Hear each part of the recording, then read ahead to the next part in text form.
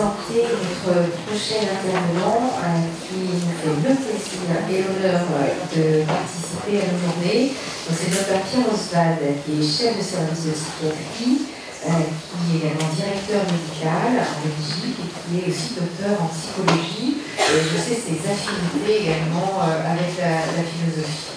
Donc merci Pierre de nous avoir rejoints et je donne la parole. Mon but c'est de faire venir les gens, donc allez vers moi. Oui, alors, en effet, merci de m'accueillir, merci Bruno, merci Farouja. Je viens de Belgique, en effet, je suis un peu impressionné aussi devant un tel panel devant moi. Ce matin, j'ai eu la chance de faire quelques mètres avec Dominique Bourg. J'adore Dominique Bourg, mais je ne l'avais pas reconnu. Et donc, j'ai eu la chance de marcher avec lui, mais sans savoir que c'était lui. Et donc, c'est vraiment super pareil, hein, vraiment, ouais. Alors, en effet, actuellement, je dirige un hôpital psychiatrique à Bruxelles. J'enseigne aussi à l'Université libre de Bruxelles, à l'Université de Mons. J'ai une spécialité en psychiatrie médico-légale. Et donc, j'aime à dire que c'est peut-être la seule sous-spécialité psychiatrique où on voit des gens sains. C'est-à-dire qu'on est quand même... on nous enseigne quand même comment appréhender des personnes qui n'auraient pas de maladie mentale. Et je pense que ça a à voir quelque chose avec la discussion d'aujourd'hui. Peut-être pour démarrer calmement après le repas, deux petites anecdotes, j'y pensais ce matin en vous écoutant. La première, c'est ce qui m'est arrivé l'année dernière. Mon père, 85 ans, fait une insuffisance rénale. C'est une histoire vraie. Hein. Fait une insuffisance rénale, voilà, dégradation quand même assez rapide, et se retrouve dans un hôpital bruxellois du centre-ville, un hôpital public, et pour une mise au point. Mon père, ça faisait quelques mois qu'il n'était pas bien, évidemment, une insuffisance rénale non traitée, ça ne fait pas bien, pas du bien. Et il est hospitalisé pendant quelques jours, le temps de faire une multitude d'examens. Il attend le médecin, comme souvent, quand il veut bien passer. Et j'arrive un soir dans sa chambre d'hôpital, qui n'est pas loin de mon hôpital, et il me dit, voilà, j'ai vu l'interne, et l'interne m'a proposé d'initier le processus de dialyse ou une euthanasie. J'en aurais souri comme vous si ça n'avait pas été mon père, si je n'avais pas complètement déprimé. Et je lui dis, mais enfin papa, pourquoi on te parle d'euthanasie? Et il me dit, parce que, et en plus c'est vrai, je lui avais proposé de signer une directive anticipée quelques années auparavant. Et en fait, voilà, c'était arrivé dans la discussion avec l'interne, et l'interne lui a dit, voilà, vous êtes pour l'euthanasie, donc c'est possible, allons-y. Et quand j'ai vu mon père le soir, ce qui était terrible, c'est que ça l'avait vraiment fortement ébranlé, fortement touché. Il m'a dit, mais il a peut-être pas tort, je suis une charge pour vous, tout ce qu'on a dit, et enfin, il faut faire le 4e Sénèque pour lui. Heureusement, les choses se sont apaisées. Il est en dialyse pour le moment, il y va tous les 2 jours, il est très heureux, il était juriste, mon père, maintenant il est en train de revoir les contrats des infirmières, donc et il n'a pas envie de mourir. Ça, c'était l'année dernière. Je n'ai pas envie de voir le médecin qui lui a dit ça. Et j'ai beaucoup pensé à ça quand j'ai entendu notre consoeur psychiatre dire un petit peu ce que parfois certains médecins belges vivent en tant que contamination depuis que cette loi est arrivée. La deuxième chose, c'est que moi j'ai été diplômé médecin en l'an 2000 et évidemment plein de fougues. Je débarque dans l'hôpital où je commence mon internat en psychiatrie. La loi vient d'être passée et je me retrouve à donner des avis. Alors je ne sais même pas ce que c'était une dépression, je ne savais pas ce qu'était une schizophrénie, et je me retrouve vaguement épaulé par un jeune psychiatre à donner des avis, le fameux 2e ou 3e avis sur l'euthanasie. Donc j'ai donc démarré ma carrière de psychiatre dans ce que parfois certaines personnes, dans certains lieux, on attend du psychiatre, à savoir d'être une sorte de sous-philosophe, un peu opératif, hein, donc c'est quelqu'un qui prend des décisions, mais qui aurait un petit peu un avis sur tout et sur rien, à partir de cas qu'il n'a pas eu. Et alors, la psychiatrie est une discipline magnifique, extraordinaire, à partir du moment où on fait de la psychiatrie. Alors, quelques chiffres peut-être pour poursuivre. Donc, je vais vraiment m'axer quelques réflexions sur cette loi sur l'euthanasie, avec évidemment un focus sur les troubles psychiatriques en particulier. Pendant que je discutais longuement avec Dominique Bourg ce matin, puisque j'arrive en retard, je n'ai pas pu écouter la première intervention, parce que le premier train ne m'a pas permis d'être là. Mais j'imagine que vous avez eu déjà quelques informations sur cette loi belge. Ce que je peux vous dire en tout cas, c'est que au départ, cette loi ne visait pas directement les troubles psychiatriques. Or, depuis 2002, les troubles psychiatriques sont de plus en plus considérés par certains médecins et donc certains patients comme étant éligibles à l'euthanasie. La commission, pour le nom général, la commission fédérale du contrôle et d'évaluation d'euthanasie répertorie tous les ans les indications d'euthanasie et intègre dans différents tableaux les indications médicales d'euthanasie. Pour prendre les troubles psychiatriques ou équivalents, entre 2002 et 2013, cette commission les situait dans ce qu'ils appelaient les troubles neuropsychiques. Entre 2014 et 2017, c'était les troubles mentaux ou du comportement. Et puis finalement, ils se sont dit en 2017, appelons-les ce que c'est exactement, c'est-à-dire affection psychiatrique. Donc c'est-à-dire que depuis 2002, se retrouvent dans les différentes catégories des patients qui présentent des troubles dits psychiatriques, soit sous le vocable de polypathologie, ça dit ce matin, il y a une inflation en Belgique d'euthanasie pour polypathologie, et désormais il y a acceptation d'euthanasie pour affection psychiatrique dans le cadre d'affections qui sont graves, incurables, qui sont associées à une souffrance psychique ou physique, mais où un décès n'est pas attendu à brève échéance. Depuis 2002, on a calculé qu'à peu près 800 personnes avaient été euthanasiées dans le cadre de ces troubles-là. Les affections psychiatriques en 2023 correspondaient à 1,4% des euthanasies au total, mais 7% des euthanasies qui n'étaient pas à brève, avec décès qui n'étaient pas considérés à brève échéance. Entre 2022 et 2023, il y a eu plus 85% d'euthanasie pour troubles psychiatriques. Alors, ça reste encore des cas minoritaires, hein, on est passé de 28 à 48 cas, mais bon, en un an, c'est quand même beaucoup. Je disais aussi, l'euthanasie ne pose pas de réel problème en Belgique. Ça ne fait pas débat, de mon point de vue. Les élections ont eu le 9 juin, comme les européennes pour vous. On ne parle pas d'euthanasie, c'est considéré comme un progrès, et j'avoue, dans un certain sens, moi, ça peut être considéré comme un progrès dans certaines indications que je ne discuterai pas aujourd'hui. Mais personne ne se soucie de la dérive réelle à laquelle on assiste et que j'ai évoquée par quelques exemples. Sauf de la part de certains groupes plutôt de droite, catholiques, un peu réactionnaires, qui mettent dans le même sac la loi sur l'euthanasie et l'IVG, par exemple, ce qui n'est, je ne pense pas, un combat relativement signé.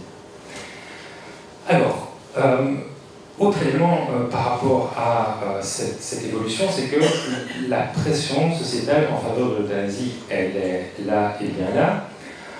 Je suis directeur médical d'un hôpital et un arrêté régional nous impose depuis justement cette année que nous devons offrir la possibilité à tous nos patients d'avoir accès à l'euthanasie, ce qui en soi n'est pas un problème, mais remet un peu en question la clause discrétionnaire des médecins, et certains aussi commencent un petit peu à se poser la question en Belgique de que se passe-t-il pour un médecin qui refuserait l'euthanasie. Et vraiment, toute cette évolution, je pense, c'est quelque chose qui vous prend en nez, donc soyez attentifs à ça. Par ailleurs, en 2014, la possibilité d'euthanasie pour mineurs a été intégrée dans la loi. Ça reste là aussi très marginal, il y a eu un cas l'année dernière, néanmoins on peut aussi se poser quelques questions. Alors, parlons un petit peu de cette loi. Donc en effet, les troubles psychiatriques rentre dans la catégorie des décès qui ne sont pas attendus à brève échéance. Alors, mais néanmoins, comme ça a déjà été dit, ces troubles doivent présenter un certain nombre de caractéristiques.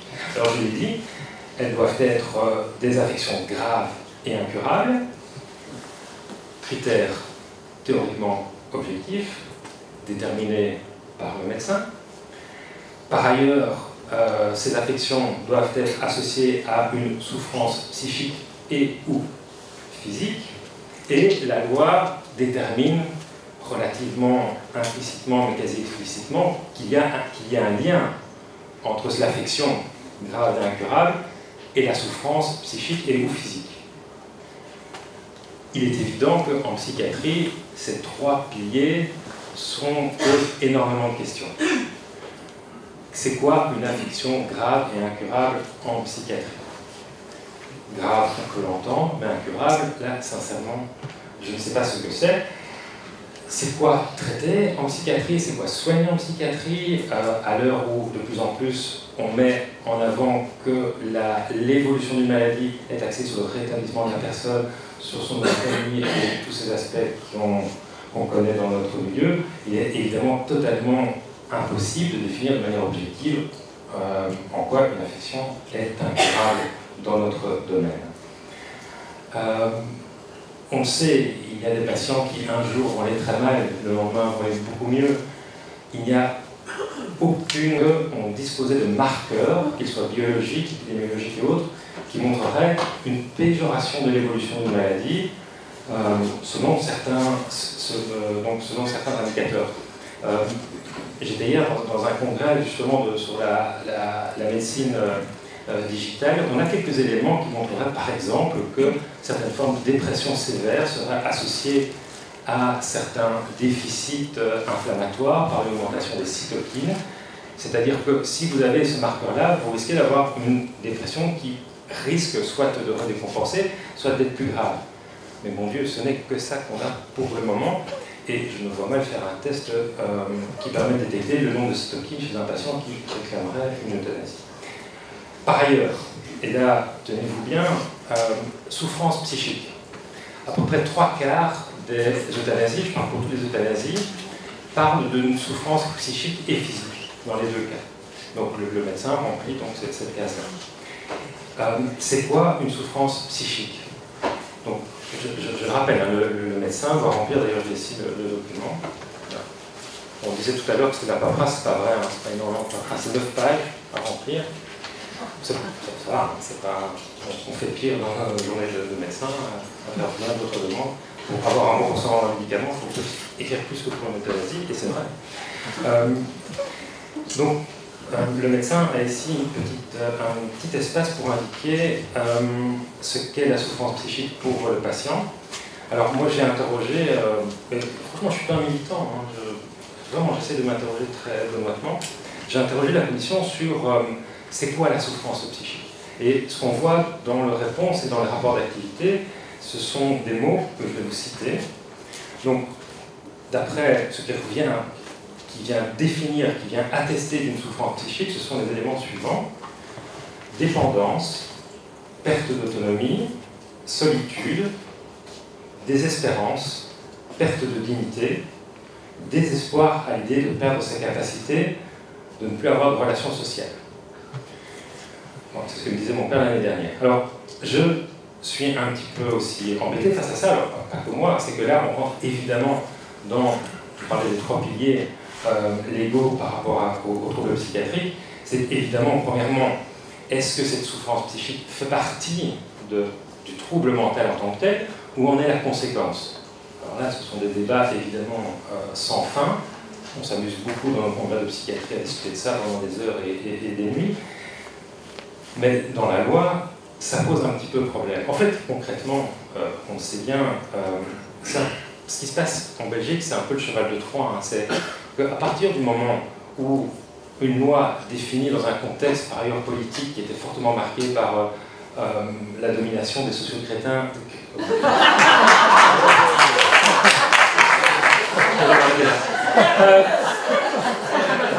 Alors là, On n'en a rien. Les socio-chrétiens,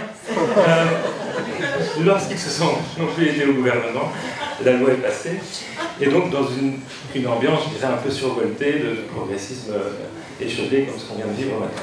Donc, tout ça peut susciter une certaine forme d'espoir, mais globalement, je le disais, c'est le cheval de Troie. Parce que, à partir du moment où on définit un trouble mental comme une maladie, comme une autre, évidemment, on perd énormément de ce qu'est une maladie mentale. On est fortement marqué, nous, médecins psychiatres, par cet éternel modèle biomédical de Claude Bernard.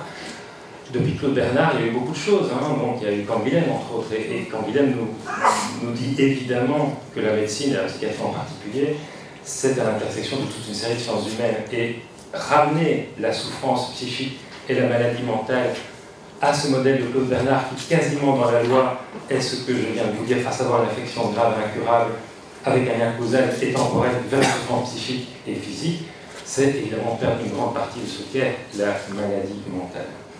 Je disais, on a un gros souci par rapport à cette temporalité, à partir de quand cette souffrance psychique est la conséquence ou est la manifestation d'une maladie mentale, et enfin, c'est quoi l'incurabilité?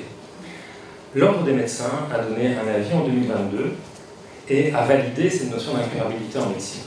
Pour l'Ordre des médecins, l'incurabilité en psychiatrie se manifeste par le fait qu'aucun traitement evidence-based n'a montré son efficacité. On sait très bien qu'il y a des traitements qui ne sont pas evidence-based, des accompagnements, des soutiens, des lectures, des appréciations, des changements de vie, des changements de boulot, peuvent parfois améliorer l'état mental, et ce n'est pas evidence-based. Dommage. Ce que dit l'Ordre des médecins par ailleurs, c'est qu'il faut faire attention. C'est que pour les troubles psychiatriques, il ne faut pas un deuxième avis, mais il en faut aussi un troisième avis. Et c'est là aussi quand je disais que le psychiatre est un petit peu une sorte de sous-philosophe opératif, c'est qu'il est demandé au psychiatre, quand on fait ce troisième avis, non pas d'exclure une maladie mentale, à la limite, ça c'est notre job, non.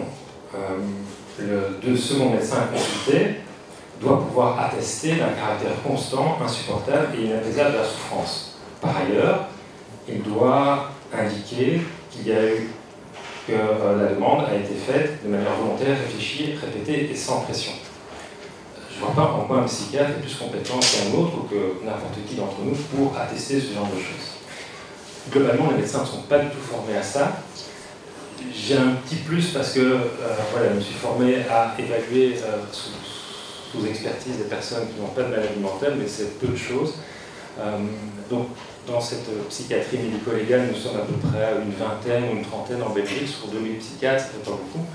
Et je peux vous assurer que les psychiatres ne sont pas du tout formés à évaluer tout ce que je viens de vous raconter concernant la demande d'euthanasie. Quand j'interroge les psychiatres qui sont favorables à l'euthanasie, ce qu'ils me disent en fait, c'est qu'ils sont favorables au suicide assisté.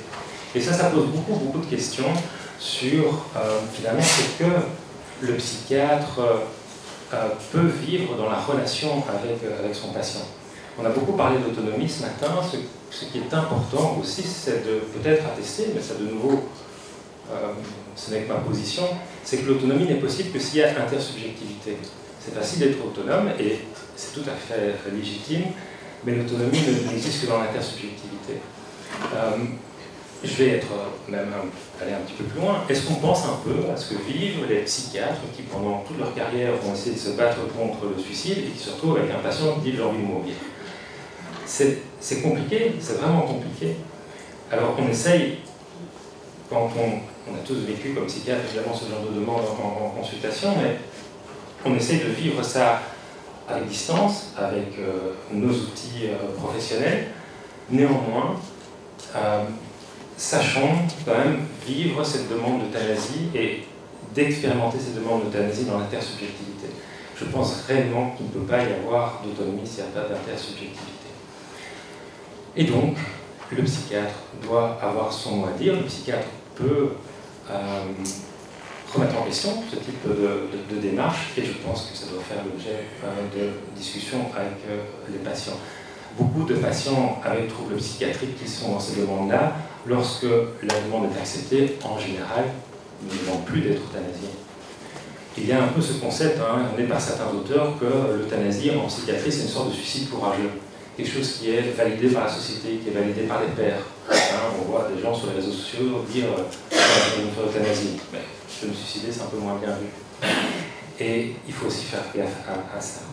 Alors peut-être pour terminer, Farouja, je suis en temps, ça va? Super. J'ai noté une citation d'un prof de droit qui, juste avant l'émergence de la loi en Belgique, un prof de Namur, le professeur Dijon, qui disait, par rapport à cette notion d'autonomie, de subjectivation de l'euthanasie, il disait qu'au niveau du droit, ça pose problème. Je ne suis pas juriste, mais mon père l'était, c'était pour ça. Ce professeur nous dit le droit qui donne la forme sociale à l'exigence normale de la reconnaissance d'autrui ne peut s'énoncer que dans la relation. Donc la mort, parce qu'elle coupe la relation, ne peut entrer comme telle dans l'ordre du droit. Voilà, merci.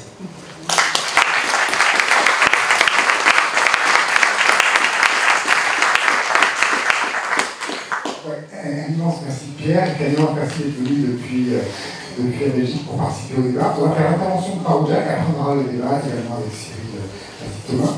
Je vais laisser Farouja venir. Juste un petit mot.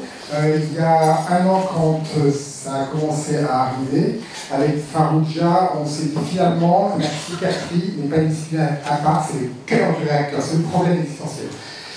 Il y a des disciplines qui sont en relation avec les conditions de la mort, la gériatrie, la réanimation, la néphrologie, les soins palliatifs, etc. Et la psychiatrie n'est pas une discipline un petit peu plus, c'est une discipline existentielle. C'est-à-dire que le soma, le corps peut mourir, mais il n'y a aucune maladie. L'âme ne meurt pas, on ne meurt pas de maladie psychiatrique. Donc ça pose une question métaphysique, philosophique, juridique extrêmement forte. C'est pour ça qu'avec Farouja, que j'invite à venir, on a l'année dernière écrit l'appel des psys. On a envoyé des mails dans toute la France pour faire un appel des psys et l'envoyer au monde. Et le journal Le Monde ou le journal Libé refuse toutes les tribunes qui viennent des professionnels de santé. C'est très compliqué de passer. On a des dizaines de PPA de chaque service, ils nous ont dit non. Et donc on a réussi à le publier dans le Notes.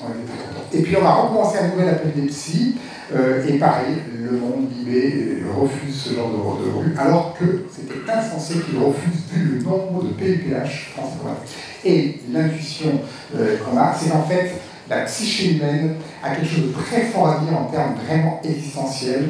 Par exemple, l'incurabilité, on pourrait en parler, c'est un problème philosophique. Qu'est-ce que ça veut dire d'être incurable d'un problème psychique? Et le problème du discernement. Qu'est-ce que ça veut dire le discernement? On en parlera après. Donc voilà, cette petite Farouja a été extrêmement active et elle a envoyé des mails et réussi à faire ces deux appels qui sont passés dans le Notes. C'est au premier tiers. Donc, vas-y. Alors, merci infiniment à Pierre, Oswald. Alors, en effet, la dimension psychique a été trop rarement évoquée, sinon évacuée de la plupart des débats de ces derniers mois. C'est comme une tâche aveugle, comme si effectivement la vie psychique était quelque chose qui viendrait se superposer comme ça à la maladie somatique. Et donc moi je vais questionner à la fois le mot discernement, incurabilité, et vous verrez que ces deux notions posent éminemment problème et rendent, à mon sens, caduque toute légifération. Et je m'inscris ici profondément dans la lignée bataterienne, avant qu'on le fasse, je ne dirai pas du temps de son vivant, ses paroles publiques, je n'évoquerai pas la question comment on fait parler les morts, parce que c'est la trahison des veuves, et je dis ça pour moi aussi. J'ai dit récemment à mon mari, qui est un animateur, je disais ça à François tout à l'heure, que voilà, une fois qu'il sera mort, je ne sais pas c'est ce que je pourrais dire à mon tour. Et donc, pour moi, c'est une loi qui en même temps. Parce qu'on nous dit aujourd'hui que ça ne concernera pas les personnes souffrant de troubles psychiques. Or, on le sait pertinemment, au bout de 5 ans, 10 ans, 20 ans, une fois qu'on a levé l'interdit de donner la mort, et bien, ça va concerner les personnes en dépression. Et si vous voulez, ça me fait penser à ces contrats d'assurance, on met une petite astérix que personne ne va lire, et c'est provisoirement. C'est-à-dire, pour l'instant, il faut le préciser, avoir l'honnêteté, il s'agit quand même de quelque chose de grave.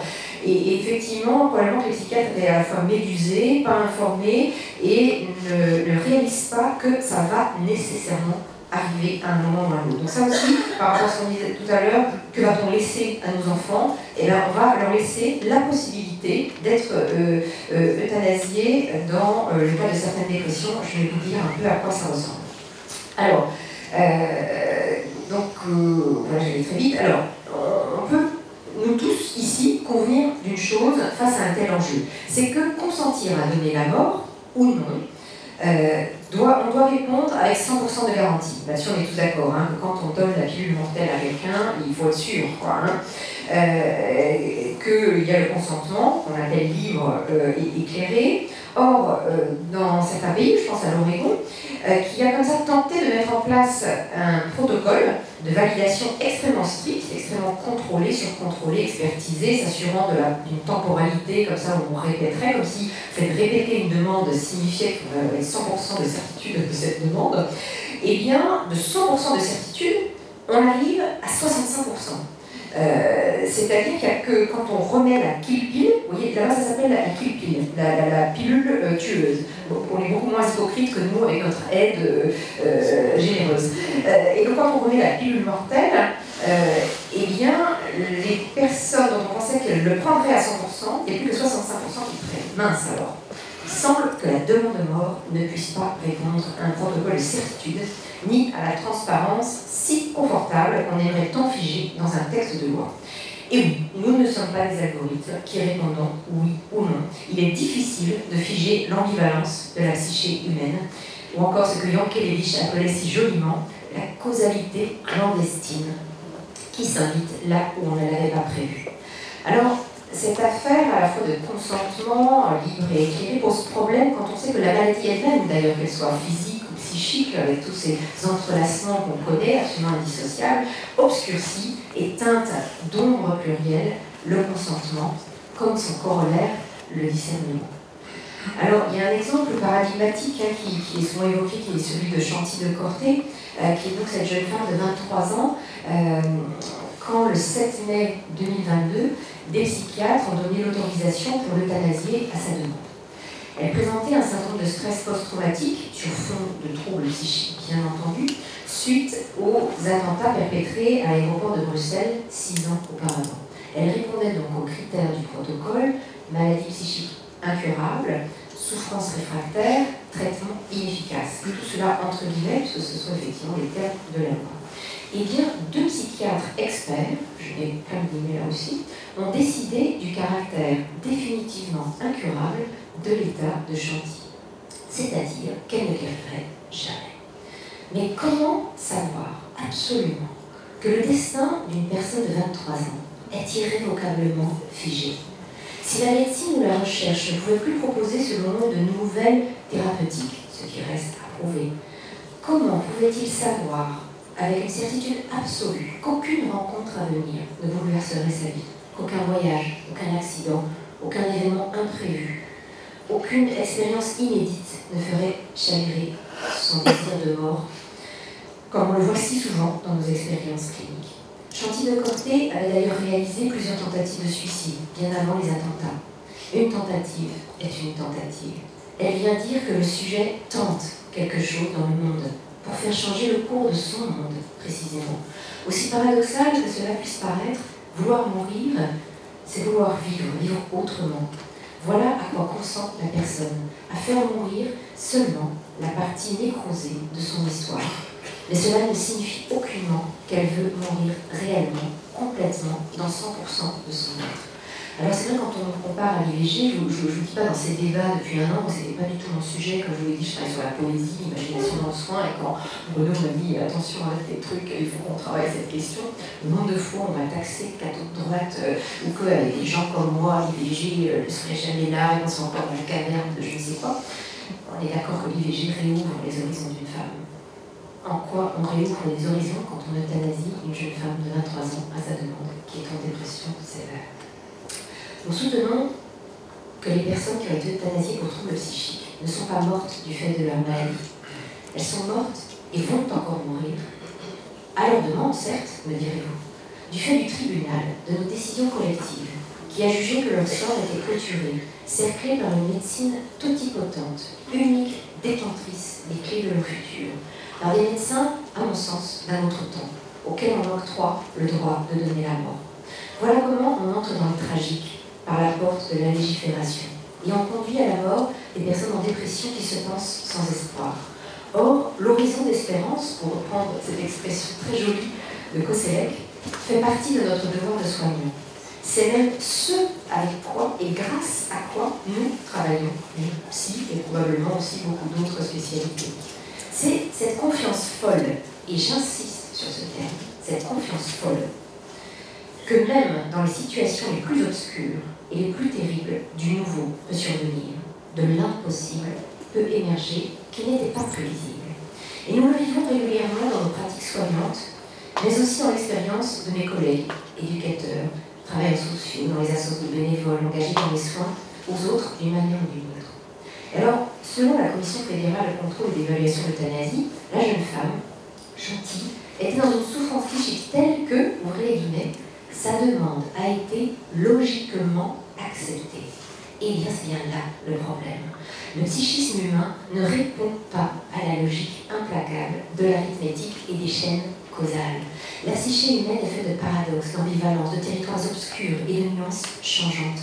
Elle ne coche pas les cases oui, non, comme dans un contrôle technique de véhicule. Un non peut inclure un oui si inversé, un oui peut masquer un non et simuler. Un peut-être se glisser dans les plis des décisions humaines, particulièrement quand il s'agit des demandes de mort comme des demandes d'amour, peut-être. Ariane Bazan, la professeure de psychopathologie, a étudié le profil des personnes qui sont euthanasiées pour troubles psychiques. Et alors voilà ce qui se dessine. Il se dessine un certain profil. Ce sont des personnes qui pourraient répondre au diagnostic de pathologie borderline. Je vous le dis très rapidement. Il s'agit de femmes jeunes qui ont des antécédents de dépression, de tentative de suicide et de psychotraumatisme, d'inceste dans l'enfance. Il s'avère que la mort programmée apparaît pour elle comme une nouvelle manière propre de se suicider. Autrement dit, il existe bien une collusion réelle, une concurrence évidente entre prévention du suicide et suicide assisté et euthanasie. On parlait tout à l'heure de ce que nous avions laissé à nos enfants. Eh bien, c'est la possibilité d'être euthanasiés, à leur demande, au nom de leur liberté, si jamais ils sont dans le tunnel de la dépression. Pourquoi je parle des jeunes ?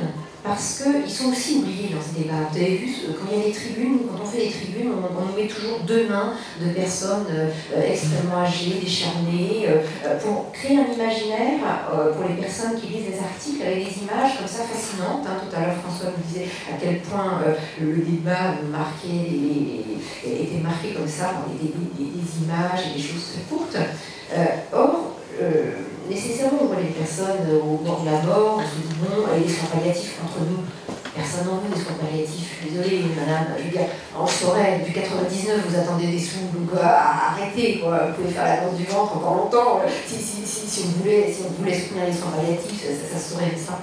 La psychiatrie aussi, il y aura qui est une grande abandonnée, comme vous le savez, de tout ça. Ce que je veux dire, je parle des jeunes, parce que c'est ceux-là dont il est question. Vous savez combien les tentatives de suicide, les suicides auto-montés chez les jeunes, chez les adolescents, c'est quel sens nous construisons collectivement ensemble. Alors notre travail face à la demande de mort consiste à faire décoïncider la demande de mort, de créer un écart précisément, un jeu, au sein duquel la personne va pouvoir écrire et dire un autre récit, se décoller de son état de chose souffrante, pour faire advenir un processus qu'on appelle de subjectivation, c'est-à-dire de faire advenir un sujet désirant. Et c'est bien cela qui est mis à mal dans ces projets de loi. C'est l'imprévisibilité du devenir, d'un devenir autre, de l'inventivité des derniers moments. Quand Paul Ricoeur dit « vivant jusqu'à la mort », c'est que Paul Ricoeur est souvent cité et perverti dans un sens ou dans un autre. Eh bien, vivant jusqu'à la mort, ce n'est pas la capacité à faire des abstractions de la pensée ou éclairer ou à décider triomphalement dont il parle, mais bien de l'accueil de l'imprévisibilité du devenir, y compris dans les moments ultimes d'une vie. Alors le second moment de mon exposé parle de l'incurabilité. Il est totalement inopérant en ce qui concerne la psychiatrie. Il est totalement has-been dans nos pratiques expérientielles. Si vous voulez du progrès, Allez voir du côté des pères aidants, des soignants, des soignés, des expériences de terrain, des nouvelles coopérations soignants-soignés. Vous n'y entendrez plus parler de ce terme moyenâgeux d'incurabilité. Vous y entendrez parler, comme nous l'a dit Pierre, de réhabilitation, de rétablissement, de trans-autonomie. C'est-à-dire, comme il le disait très bien, l'autonomie n'a pas de sens si on ne considère pas tout l'environnement. Une liberté de choix n'a de sens qu'à considérer les conditions de ce choix. Et donc, la liberté, c'est comment on octroie les possibilités à la personne pour qu'elle invente de nouvelles formes de vie.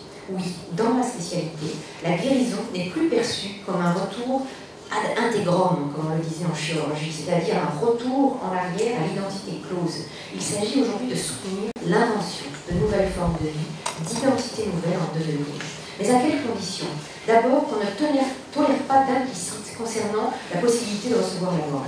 Que les soignants ni les aidants n'aillent pas loucher de travers sur une solution tellement rapide et efficace.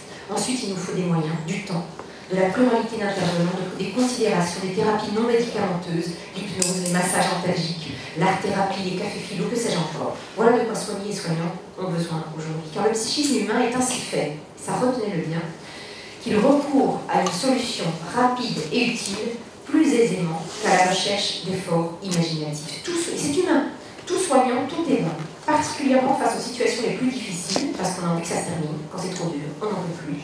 Et bien dans ces fameux tunnels que nous traversons, nous pouvons être nous-mêmes traversés par des désirs plus ou moins conscients de mort sur l'autre. Avoir la pensée est une chose.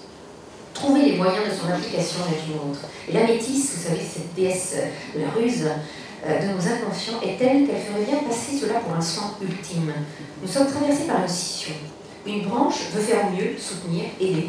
Et une branche négative est chargée d'émotions agressives. Nous avons besoin de barrer la route à cette seconde branche pour faciliter le déploiement de la première branche soignante. Voilà pourquoi nous devons maintenir un interdit ferme au nom de la transgression, là encore, et on en parlera probablement tout à l'heure, c'est-à-dire que transgresser une loi, c'est la reconnaître. Alors que faire tomber l'interdit, c'est tout autre chose, on en parlera peut-être tout à l'heure. Enfin, je terminerai là-dessus, parce que je n'ai pas envie de me faire sonner tout de suite. Je terminerai là-dessus. L'interdit nous permet d'être créatifs et inventifs dans le soin. Pas seulement chez les professionnels de santé d'ailleurs, mais tous soigneurs, et j'en ai reconnu quelques-uns ici dans la salle, c'est-à-dire des soignés qui sont devenus soigneurs à leur tour, et qui savent d'expérience que dans leurs pires moments, qui parfois ont duré des années, heureusement que l'interdit de tuer, tenu par les autres, auxquels ils s'en sont remis le temps de la longue traversée du tunnel, heureusement que cet interdit les a protégés. Alors la solution n'est probablement pas au bout d'une seringue, comme dit Bruno, mais dans ce qu'on propose d'une riposte politique. Politique au sens non pas d'aller comme ça accrocher les poèmes aux cavernes de nos fenêtres, mais ni d'aller dire des poèmes aux gens dans leur lit, mais la production de manière neuve et plurielle de soigner la compagnie, d'enrichir les relations de soins, de coopérer dans des approches plurielles, dans la conscience nouvelle de nos interdépendances, des conséquences de nos choix sur les plus fragiles et sur ceux de demain. Il faut élargir notre imagination sur les enfants de demain et de nos co-appartenances à un monde commun. Parce que ces jeunes femmes dont je parlais tout à l'heure, qui sont euthanasiées, elles ne sont pas délirantes, hein. Elles vous parlent comme je vous parle, elles ont tout leur discernement, et elles ont un discernement du tunnel. C'est-à-dire que tant qu'elles sont dans le tunnel, elles vous disent « je veux mourir ». Une fois qu'elles ont traversé le tunnel, elles vous remercient d'avoir tenu bon de ne pas les avoir abandonnées. Voilà pourquoi il s'agit de consentir aujourd'hui à ceci, que les valeurs du soin sont les valeurs de demain. Et je terminerai sur cette belle phrase de Paul Ricoeur quand on l'interrogeait dans un texte, c'était une conférence qui est devenue un texte qui s'appelle Fragilité, je crois, et responsabilité. Et on lui demande, mais que peut-on espérer? Le monde se casse la gueule, etc. Les pulsions de mort qui traversent notre siècle à nouveau.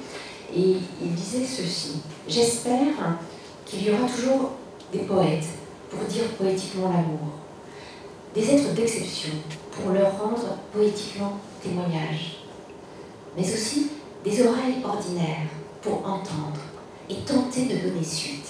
Voilà ce que j'espère, sans garantie ni assurance.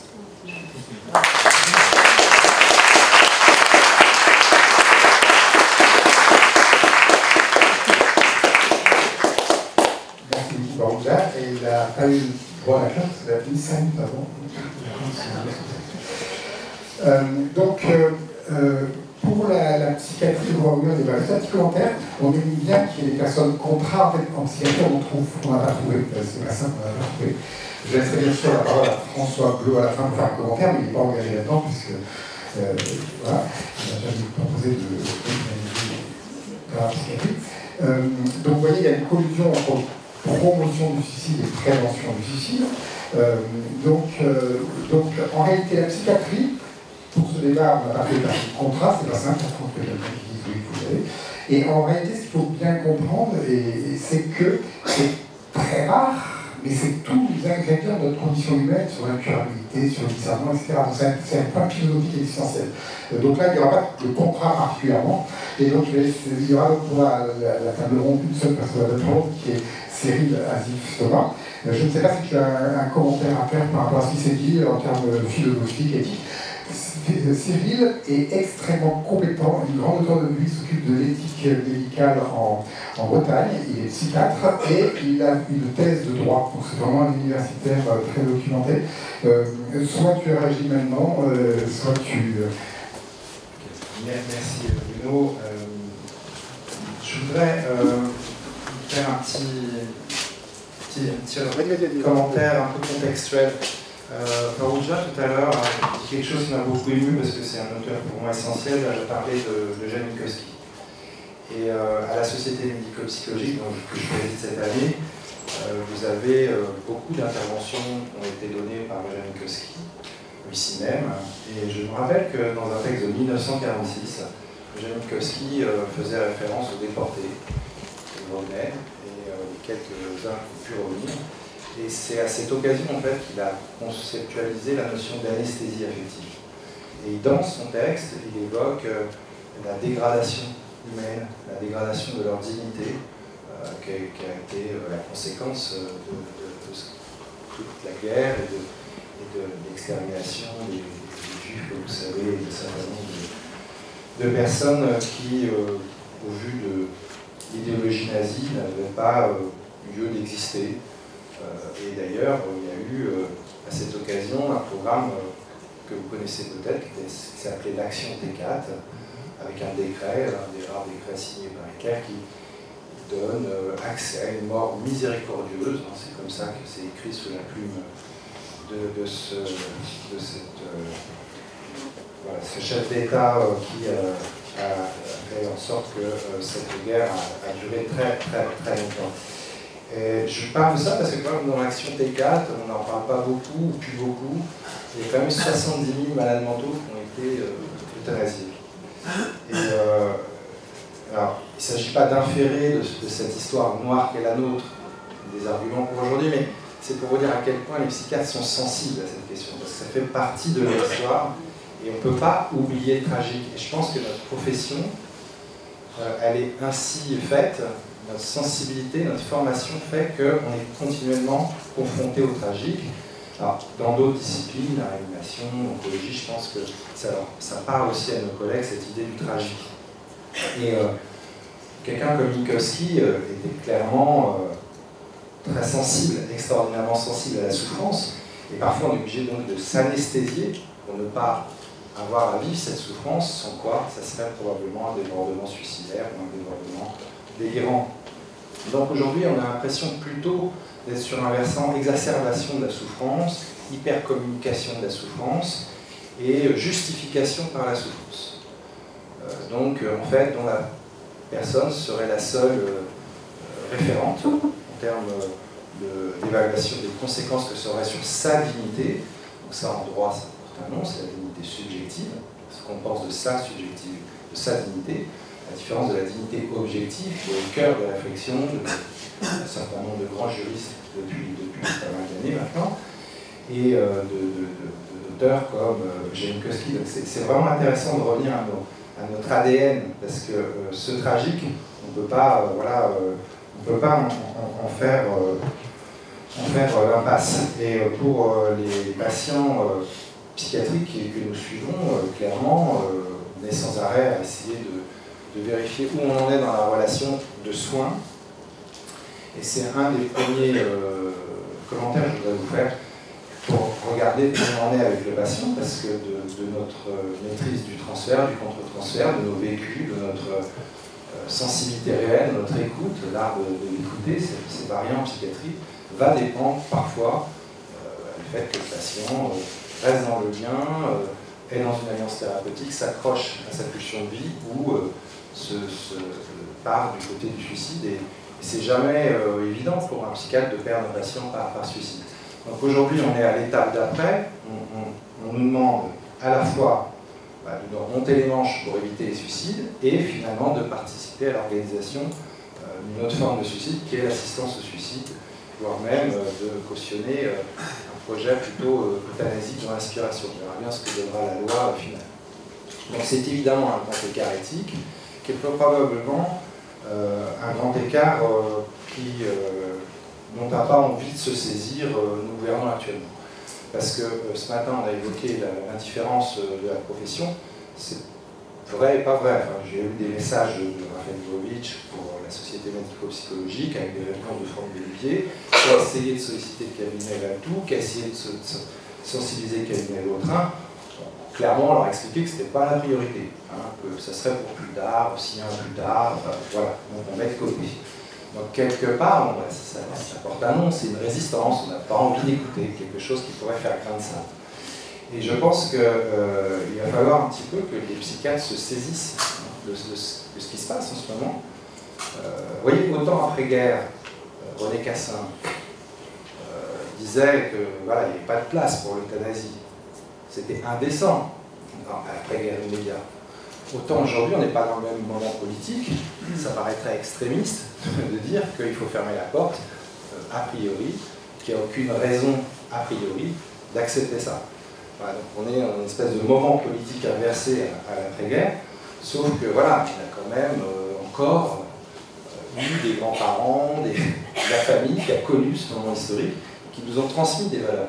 Donc je pense qu'on a, pour certains, probablement une vraie orientation vers une possibilité libérale, comme on a entendu ce matin, d'aller vers une autonomie solidaire, de choisir sa mort, et on dit bien choisir sa mort, pas choisir la mort. Donc il y a aussi tout un débat autour de cette possibilité, donc on nous explique que ça doit ni être un droit ni être liberté, mais impossible. Donc ça, pour un juriste, c'est un peu compliqué. Donc, mettre le possible comme ça devant la scène, oublier que ça doit avoir un ancrage juridique ou que ça doit parler en termes de liberté.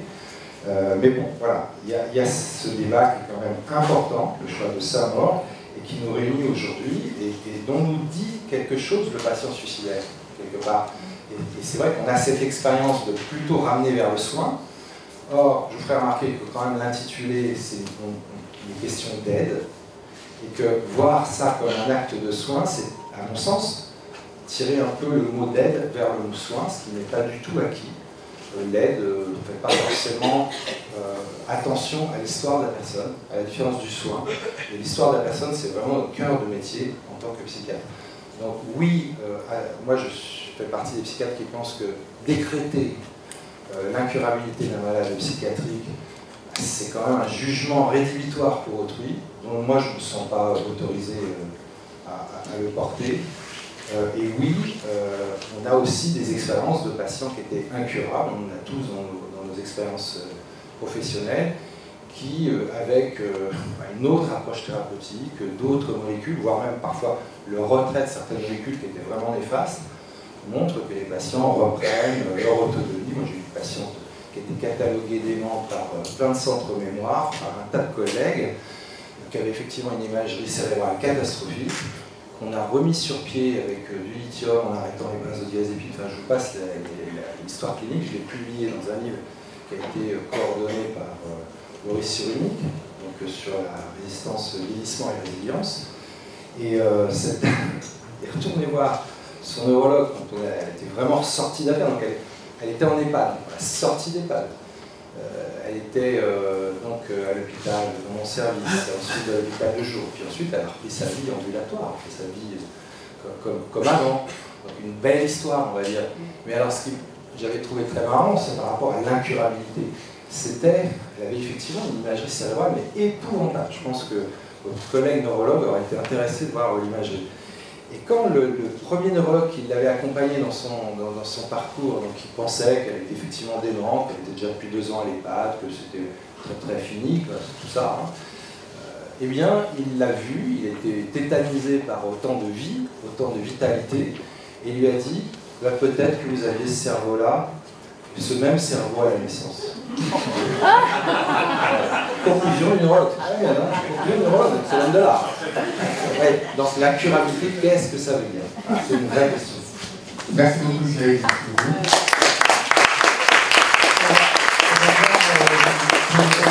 Vous avez une réaction, je donne la parole dans la salle.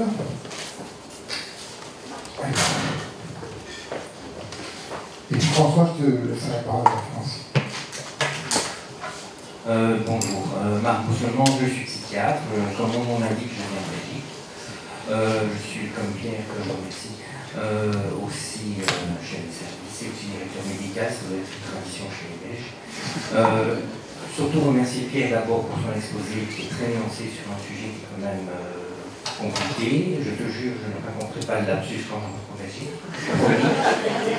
Ça reste un secret. D'accord. Mais juste nuancer, rajouter quelque chose qui fera peut-être encore un peu plus sur d'alerte. Tu as été très poli.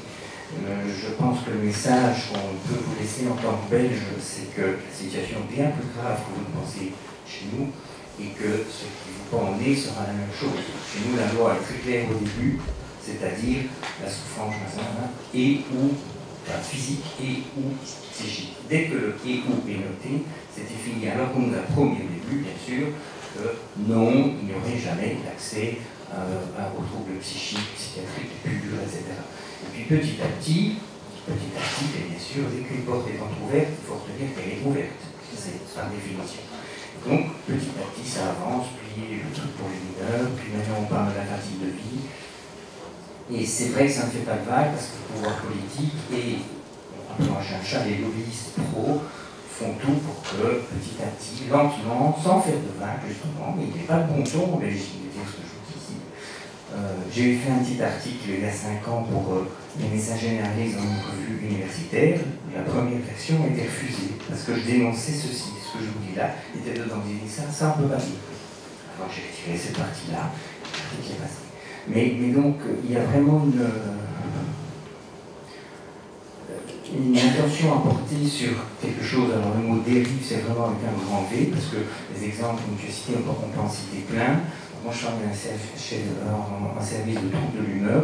Si ce sujet commence à m'inquiéter, c'est que ça fait plus de 10 ans, on voit que c'est pas chaque année, c'est chaque mois. On a des patients qui arrivent pour un tableau dépressif, mais ils arrivent en disant voilà, je veux une euthanasie.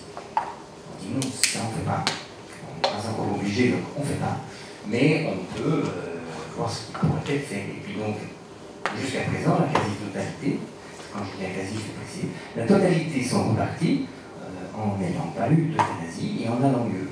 Et puis de temps à autre, on apprend que 6 mois plus tard, la même personne, on se dit il y avait vraiment pas d'indication à une euthanasie, ça n'avait pas de sens, sauf si on prend des critères stricts. Oui, il y a un épisode dépressif majeur récurrent, c'est le diagnostic incurable, c'est bon. Et bien que telle personne qui a fait 35 ans, eh bien, a été euthanasiée 4 mois plus tard, parce que la mère l'a conduite dans un autre centre et la mère est venue nous dire vous voyez qu'elle voulait mourir. Voilà. Donc, il y a des choses comme ça qu'il faut qui glissent, à bas bruit, c'est dans l'ombre, et méfiez-vous. Merci beaucoup. Je vais juste prendre prise de parole. On va poursuivre après sur le problème juridique, on va tous s'exprimer et poursuivre. Une parole de Brigitte Tenna-Lemoine, qui est en fait, il faut que je parle en même temps, je vais donner le micro, qui est en fait médecin néphrologue, qui a beaucoup travaillé à l'ARS et qui est représentant de l'association de patients. Donc c'est extrêmement important que les associations de patients puissent s'exprimer. Oui, bonjour.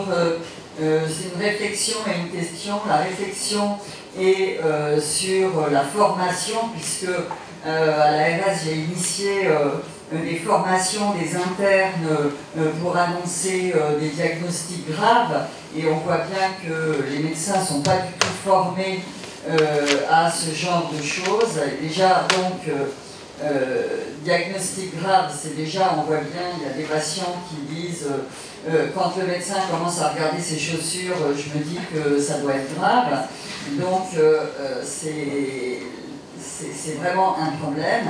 Et la deuxième chose, c'était une question.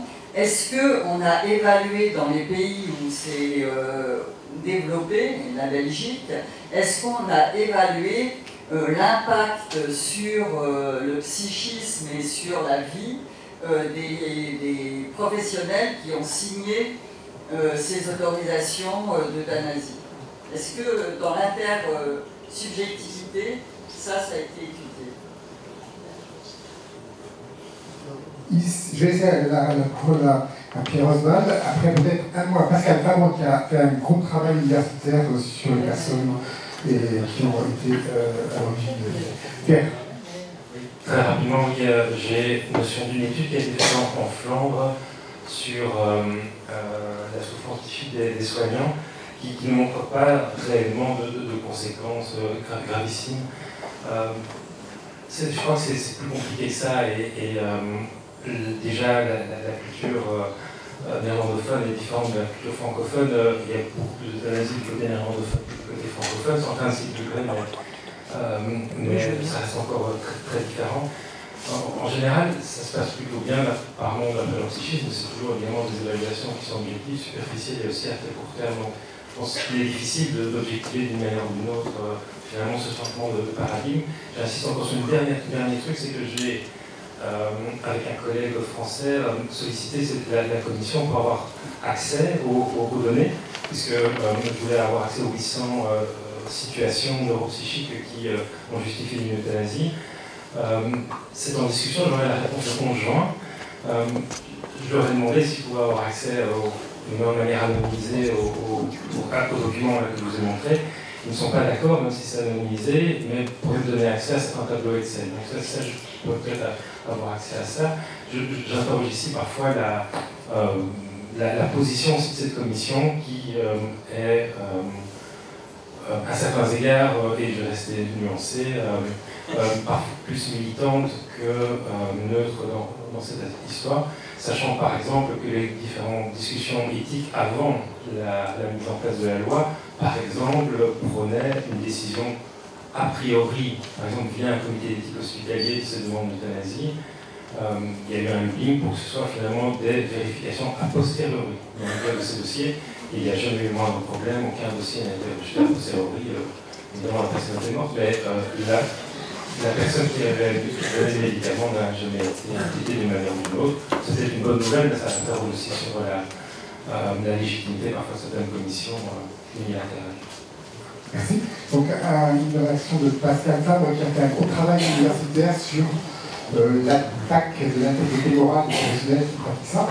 Ensuite, on donne la parole à François Claude, parce qu'on a pas beaucoup de contrats là-dedans, dans cette discussion. Et puis, indiscutablement, il y a une souffrance des soignants qu'on voit simplement d'abord dans les chiffres, parce qu'immense majorité des médecins refusent de pratiquer le geste. Il y a un chiffre important, au Canada, avant le vote de la loi, en tout cas au Québec en 2016, 70% des médecins se disaient favorables à l'euthanasie. Il faut savoir que quand même dans le monde médical, peu de médecins sont en réalité confrontés à la fin de vie à ce qui peut se passer. Quand la loi est passée, ils étaient moins de 2% à accepter de pratiquer le geste. Mais d'une autre manière, si on veut regarder la souffrance qu'il y en a, en fait, il y a un phénomène de clivage. C'est très très simple, quand on pratique ce geste, on n'a pas d'autre choix que de cliver. Pour ne pas s'offrir trop, il y a énormément de travaux qui ont été faits sur la notion de dissonance cognitive, où on arrive progressivement à mettre en accord sa pensée avec un acte pour pouvoir accepter de l'avoir fait et se donner raison. Il n'est pas anodin de constater que dans les militants pro-euthanasie, énormément ont participé de près ou de loin à un geste d'euthanasie et passent une grande partie de leur vie à essayer de se donner bonne conscience par rapport à ça. Ça reste un geste indiscutablement difficile et tous les mécanismes de clivage ont été largement décrits avec même des travaux d'imagerie cérébrale montrant qu'on arrive même à oublier le geste qu'on a fait. Ça va très très loin quand même. Nos capacités d'adaptation cérébrale pour se mettre d'accord avec ce qu'on a fait sont à peu près illimitées. Merci beaucoup. François, on a tous été... on a fait un carotage entre guillemets sur les souffrances psychiques, qui sont pas quantitativement importantes, puisque vous avez un problème médical et philosophique. Est-ce que tu as des commentaires par rapport à ce que je dis? Oui, je vous remercie de me donner la parole et de respecter cette symétrie en quelque sorte. C'est peut-être la dernière fois que je la prends parce que je me sens pas légitime pour être celui qui porterait cette... Oui, justement, on n'a pas trouvé de personne pour faire le débat.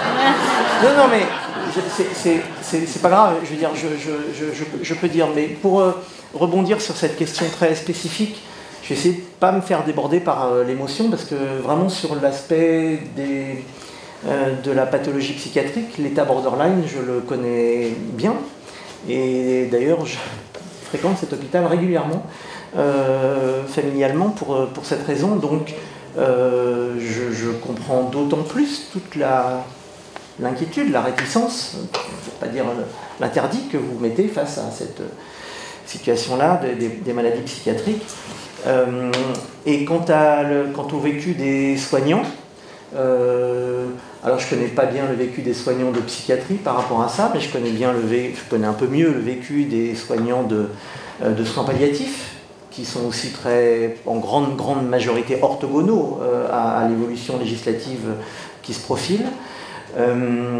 Et je n'ai de cesse, c'est là où je suis très nuancé et je reste déchiré là-dessus, de dire qu'il faut prendre soin de tout le monde.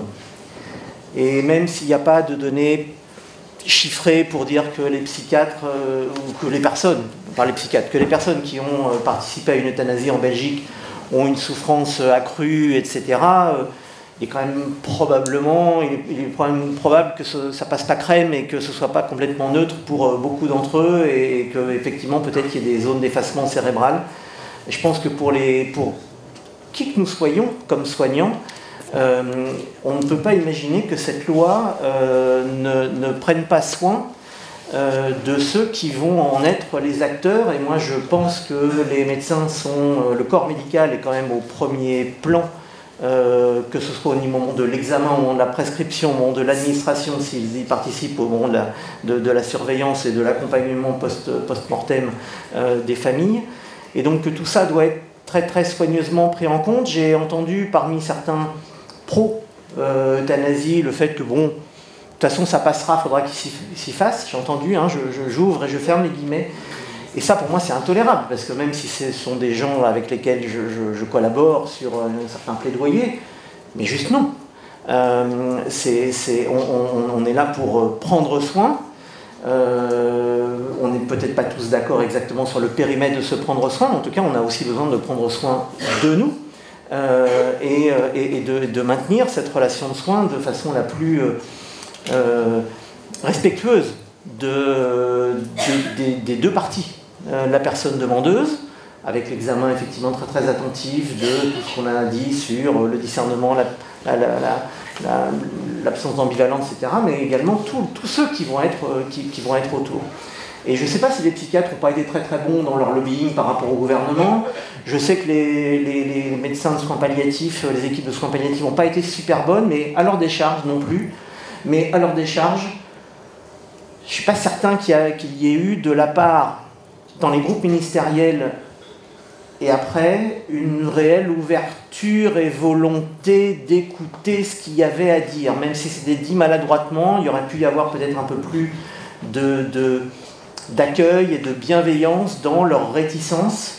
Donc je pense que voilà, le chemin n'a sûrement pas été très très bien fait par les collègues des soins palliatifs, mais il faut dire que l'accueil qui était en face, il était déjà un petit peu préfléché parce que Emmanuel Macron avait dit après la Convention citoyenne que ce serait à peu près 4 grands types de barrières qui seraient fixées et il fallait appliquer ce qu'avait dit le patron.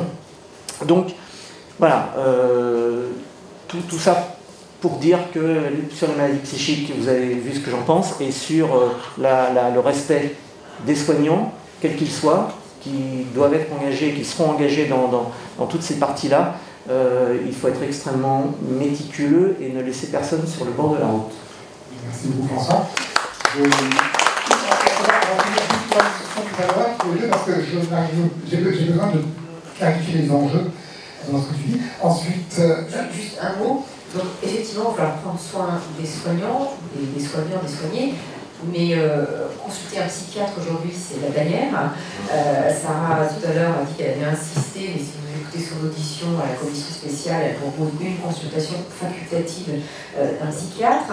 Mais quand bien même il y en aurait 10, la question d'évaluer, voilà, il y a aussi la question d'évaluer la condition sociale de la personne, si c'est pas pour des raisons de précarité, si elle est seule ou pas, etc. Donc oui, c'est formidable, mais en effet, la psychiatrie, on est le dernier roue du carrosse. Pour consulter une psychologue, il faut des sous. Et trouver un psychiatre, c'est extrêmement compliqué. Dans les CMP, c'est compliqué. Et puis une personne, en effet, qui m'en a moins, c'est aussi tout un entourage qu'il va falloir aussi soutenir. Donc je crois qu'il y a un grand travail, non seulement de prévention, mais aussi de soutien de la psychiatrie. Juste avant de passer à Cyril. J'ai rencontré Cyril à la thèse de François Chastan, qui est psychiatre et docteur en éthique médicale, et elle a travaillé spécifiquement sur la psychiatrie. Et alors, ce qui est très intéressant, elle dit que la clinique du suicide se superpose à la clinique des jeunes femmes qui ont accès au suicide assisté. Elle dit en fait le profil préférentiel, c'est la jeune femme, la femme jeune, dépressive, qui a eu des abus sexuels dans l'enfance, qui a eu des tentatives de suicide, et qui a eu un état limite, elle n'est pas du tout, elle est atteinte de schizophrénie, d'après ce que j'ai compris, à une thèse. Et donc en fait elle dit, la clinique est la même. Les personnes qui demandent et qui sont jeunes efficaces sont la même clinique. Et finalement, ça veut dire que la prévention du suicide et la promotion du suicide assisté va se télescoper. Et deuxièmement, elle dit en fait c'est une façon plus confortable et plus facile pour une jeune femme de se suicider parce qu'elle est entourée, il y a du monde, elle n'est pas toute seule. Et donc c'est une façon plutôt... Bon, c'est ce que j'avais repris de la thèse où on était ensemble. Voilà, je voulais dire un petit mot de transmission. Merci beaucoup. Juste un tout petit point d'information sur la question qui a été posée sur le vécu, parce qu'il y a quand même un petit peu de littérature. Je vous invite à regarder une publication de 2023 qui est passée dans l'année psychanalytique internationale, Réflexion psychanalytique sur la demande de suicide assisté. Ils abordent en partie la question que vous avez soulevée, donc éventuellement vous pouvez aller regarder de ce côté-là. Oui, alors je vous fais une annonce sur ce qu'on peut faire avec la société médico-psychologique. Je me suis concerté avec le secrétaire général de notre société, qui est la plus ancienne société savante de psychiatrie. J'en ai parlé avec Bruno et Farouja pour avoir leur accord, pour vous en parler. Je voulais vous dire qu'on accompagnera votre riposte poétique et ce mouvement de réflexion, parce que de même qu'en psychiatrie, on ne fait pas taire une douleur morale, on l'a réintroduit dans le concert des vies, dans le dialogue des âmes, et bien ici, on ne fera pas taire non plus une contestation qui a tout à fait le droit d'exister, ça s'appelle la liberté d'expression, et je pense que c'est le rôle aussi de cette très vénérable institution qu'est la Société médico-psychologique de vous accompagner dans la durée. Donc je m'engage par rapport à ça, et les futurs présidents de la société se feront de même, puisqu'on a eu cette discussion. Et, voilà. Donc, ce ne sera pas une action ponctuelle, mais ce sera vraiment un accompagnement, puisque le mot accompagnement est dans tous les esprits. D'ailleurs, à ce propos, je vous ferai quand même un petit peu remarquer aussi qu'on tire beaucoup sur le sens du mot. Parce que le mot accompagnement, c'est ce qu'on a fait, c'est ce qu'a fait Erika. C'est l'accompagnement musical. C'est-à-dire que c'est quelque chose de très discret. C'est quelque chose qui ne s'impose pas par rapport à la partie principale. C'est ça le mot accompagnement. Le mot accompagnement, ça fera la transition avec, je pense, l'apport juridique. C'est un terme issu du droit féodal, début du XIIIe siècle. Et c'était mettre en place un contrat de pareage pour une terre, de telle sorte que les personnes les plus faibles, les moins égales, deviennent comme des pairs PAIRS, donc se mettent à égalité. Donc voilà, parler d'accompagnement comme on en parle aujourd'hui, je pense qu'en réalité, on est un peu dans ce qu'on appelle l'inversion sémiotique, qui est un concept de sémiotique, c'est-à-dire qu'on fait disparaître le sens dans le sable. Je pense qu'il faut revenir au sens des mots. Je suis assez sensible aussi à l'attaque identitaire de la société de soins, des soins palliatifs, de la discipline palliative. Même si on disait du jour au lendemain, non, on ne va plus parler de soins psychiatriques, mais de soins psychocognitifs, je ne sais pas, je me sentirais moins psychiatre. Merci beaucoup. On va passer à notre camp juridique avec donc, Bruno qui va nous. Voilà, qui on a proposé, j'ai proposé cette question. Peut-on légiférer l'exception? Peut-on faire tomber l'interdit de donner la mort, le camp juridique, et puis ensuite on poursuivra. Alors, comme ça, on va enchaîner. Effectivement, ensuite, ce sera Marie Grosset avec le point de vue juridique. Marie Grosset, juriste, enseignante en droit de la santé à Sciences Po Paris. Et puis, voilà, Cyril, on l'a présenté. Et puis, Robert Gély, qui est magistrat honoraire, ancien procureur général. Alors, c'est vrai qu'on a mis 3 lignes pour Robert, parce que je trouve que c'était incroyable tout ça, quand même. Directeur des affaires criminelles, du ministère de la Justice, déontologue auprès de la Haute Autorité de Santé, vice-président surtout de l'appel Isabelle. Allez, je vous dis d'abord, on enchaîne. Donc je reprends la question qu'on se pose ce matin. Le fil narratif, c'est peut-on faire tomber l'interdit de donner la mort? On a vu le point de vue médical, économique, psy. Là, on attaque une partie qui est essentielle, qui est la plus essentielle en fait, en termes de point de vue juridique. Alors, la question de la mort n'est pas un point de vue médical, la question de la mort n'est pas un point de vue juridique, c'est un point de vue biologique. L'enjeu de ce qui se passe actuellement n'est pas un enjeu médical du tout, c'est un enjeu biologique. Il va y avoir, si ça passait, ça ne passera pas puisqu'on est là et que ça n'est pas encore de nous, si ça ne passe pas, si ça passait, en réalité, ça serait une rupture anthropologique civilisationnelle. Ça serait secondairement une rupture anthropologique médicale et une rupture anthropologique juridique. Mais le point de départ, le primo mover, ce n'est pas le droit ni la médecine, c'est la mort. Et la mort n'est pas une question médicale, c'est une question existentielle. Alors, le vrai problème, je recommence ce qu'on dit ce matin. Premièrement, on ne sait plus où il est interdit de donner la mort. Il est entre l'abstention antalgique à un traitement et le suicide assisté et l'euthanasie, en sachant que les deux derniers sont exceptionnels, 1%. La vraie question difficile qui se pose pour une démocratie, c'est est-ce qu'on légifère l'exception ou pas? Probablement qu'en droit, je ne connais pas, on légifère souvent l'exception. Là, c'est légiférer l'exception pour une grande loi symbolique et universelle, ce qui n'est pas pareil. On a des grands tabous. Il y a par exemple l'interdit du cannibalisme. On ne mange pas autrui. Il y a par exemple la prohibition de l'inceste. Certes, il y a des pères qui couchent avec leur fille, mais la réponse est non. On ne sait pas tomber l'interdit de l'inceste. Donc, l'interdit du meurtre, y compris à la demande de la personne, est-ce qu'on peut le faire tomber? C'est-à-dire, est-ce qu'il faut légiférer l'exception? Et notre intuition avec Farouja, c'est que quand on légifère les 1%, lorsqu'on légalise la transgression, c'est un paradoxe de vouloir légaliser la transgression, et bien en fait on fait proliférer les exceptions, puisqu'on passe de 0,5% à 5%, plus tard, ou 7% après. Donc la réponse, voilà. Alors, 2-3 idées. Alors, donc là, je fais ça pour reprendre le fil narratif, et comme pour l'économie, c'est à critiquer, discuter, insulter si vous voulez. Non, je veux pas que les remarques, c'est juste pour donner un point d'appui, on se fait la chance de qu'on discute. Alors, le problème, c'est que c'est pas pareil de transgresser un interdit avec des zones grises que de se dire, puisqu'il y a des transgressions, faisons tomber l'interdit. Je m'explique. Par exemple, je dis à mes enfants de ne pas mentir. Je sais très bien que 2 jours après, ils vont me brûler dans la farine. Mais je vais quand même leur dire de ne pas mentir, que la loi de ne pas mentir persiste. Parce que je sais qu'ils vont transgresser, qu'ils ont un sentiment de culpabilité, et que la culpabilité leur rappelle qu'il y a une loi collective et structurante pour la personne et pour la collectivité. De ne pas voler, c'est pareil, de ne pas tuer, c'est une grande loi universelle, et c'est la même chose. Donc, moi, de mon point de vue, qu'il y ait des zones grises, il y en aura toujours des zones grises, des gens qui mentent, des gens qui on fait tous qui mentent, qui volent, Ça, c'est pas le problème, la société s'en portera très bien pendant des siècles. Par contre, toucher au ciment civilisationnel, c'est tout autre chose. C'est vrai, dans les débats depuis le début, j'insiste pour dire que les zones grises, elles existeront, ça c'est sûr. La question, c'est est-ce qu'on les protocolise? C'est ça la question. Et si on les protocolise, donc c'est pour dire qu'une loi morale, j'appelle morale une loi qui s'adresse à l'ensemble de la collectivité. Une loi symbolique, une loi morale est là pour protéger une collectivité le plus longtemps possible et pour protéger tout le monde. Donc le tu ne tueras pas est là pour protéger tout le monde, y compris les personnes souffrant de vulnérabilité. Donc l'enjeu qui est aujourd'hui, c'est pas du tout est-ce qu'on répond à la demande de l'individu qui le demande. C'est pas ça. La réponse, c'est qu'est-ce qu'on va se passer pour une société, pour une civilisation. Donc Donc, le truc, c'est que ce qui se passe, c'est quand on fait tomber une borne, comme celle-ci, en réalité, on a l'impression que les bornes progressent, glissent, parce qu'en fait, c'est un engrenage mécanique. Comme dirait Leonetti, une porte entrouverte dans ce domaine finit grande ouverte longtemps après. Et tout l'enjeu, c'est de décoller de l'individu pour penser au collectif, c'est de décoller du court terme pour penser au long terme.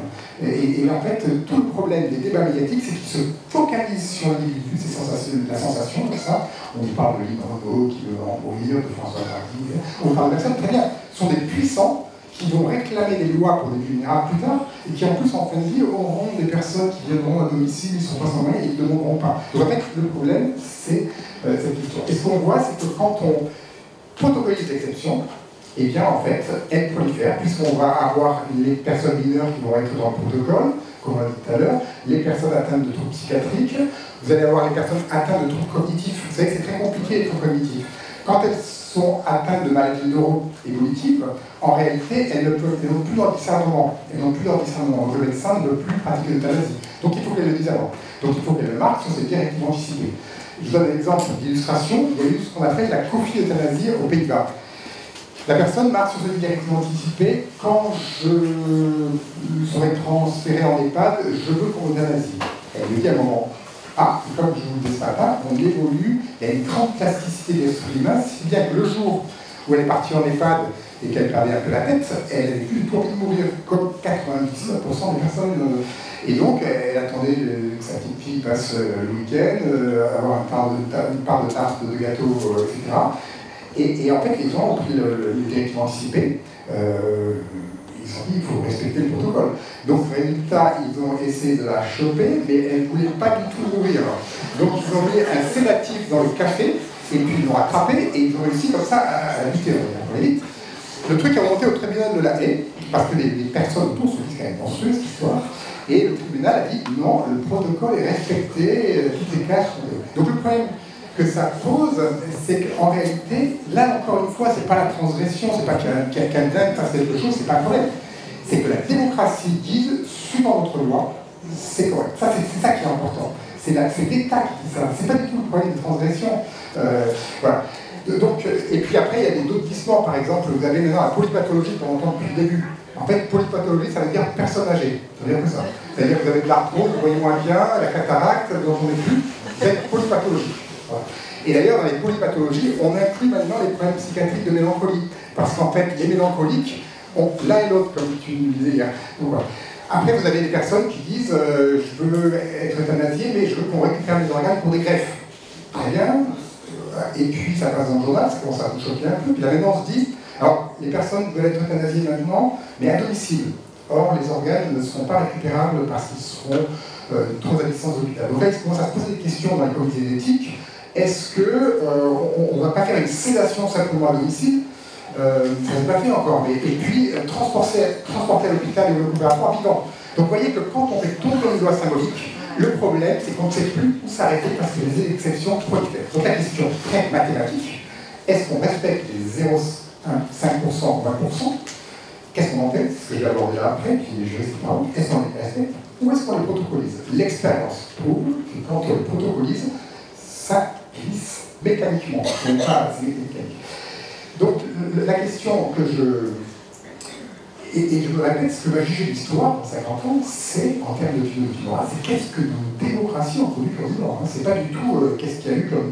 Est-ce qu'il y a eu un dingue qui, à 2h du matin, a débranché un respirateur. Ça a une histoire. Et donc, la question qui reste... Alors là, si on va jusqu'au bout du problème, c'est qu'on est passé dans les médias, d'autres personnes sont passées dans les médias, les professionnels sont passés, et à chaque fois qu'on a un média, il y a un appel téléphonique, c'est Denise qui appelle et qui a envie de se suicider, qu'est-ce que fait le docteur? Et donc on vous piège dans le sensationnel, dans le court terme et dans l'individu. Et vous êtes foutu. Parce que si vous n'êtes pas empathique en disant là, je comprends, j'ai des personnes comme ça dans mon service, vous passez pour une brute. Et si vous décollez pour passer de façon générale à l'assimilation et au long terme, vous passez pour l'indifférent qui se répète de Denise. Et donc, vous avez 3 minutes pour répondre à Denise. Moi, j'avais le journaliste qui me disait alors, vous ne répondez pas à Denise. Voilà. Donc, en fait, on est très très gêné par cette histoire de focus sur l'individu, le sensationnel, le court terme, qui oublie le collectif. Alors maintenant, qu'est-ce qu'on fait des 1 à 3%? Tout d'abord, si on soulage bien, si on forme les médecins, si on distribue les centres palliatifs sur le territoire, on va passer à 1 à 2%. Si on changeait de civilisation, si on avait un autre monde, avec une considération des vulnérabilités et puis un accueil hospitalier des personnes âgées qui nous ont aimés, qui nous ont éduqués, qui sont engagés dans l'association, probablement le chiffre baisserait énormément. C'est-à-dire que nous, on voit à l'hôpital en dialyse, ils ont de la socialité, ils sont contents, ils veulent parler, quoi. Et donc, en fait, on a un chiffre probablement qui serait 0,5%. Je ne le connais pas. La question, c'est donc, qu'est-ce qu'on fait des 0,5%? Comme je vous l'ai dit, j'ai déjà fait souvent l'expérience de prendre des médecins. Alors, les médecins qui ont les médecins les plus favorables à l'euthanasie dans toutes les disciplines, quand ils sont compétents, en fait, c'est la réanimation, comme François, et c'est la neurologie. C'est les deux disciplines qui sont les plus favorables. Après les autres, la réanimation, parce que probablement qu'il y a souvent des glissements euthanasiques déjà dans les sédations après un traitement, je pense. Voilà. En tous les cas, la question, c'est qu'est-ce qu'on fait les 0,5%? Eh bien, comme mon fils, quand j'ai questionné des personnes, ils me disent, moi, ça m'est arrivé une fois dans ma vie, quoi, 60 ans. C'est quand même pas l'enjeu. Eh bien, quand ça arrive, c'est parce que c'est elle, c'est parce que c'est vous. Vous avez un thème tragique, vous y allez pas. Vous pouvez très bien prendre une sédation profonde, l'administrer un peu avant, et vous faites comme vous voulez, et vous portez sur vos épaules le poids de la culpabilité d'avoir transgressé tous. Et ça, le problème, c'est que Sicard, en 2000, et même Munir, se sont dit comment on peut faire exception d'euthanasie. Ils se sont dit qu'est-ce qu'on peut faire? Et en fait, je ne peux pas répondre à la question. Parce que si on dit qu'on l'institue, alors on fait sauter le côté transgressif. Donc en fait, on ne peut pas s'en sortir avec ce point-là. C'est pour ça que tous les médias sont bloqués sur ce point.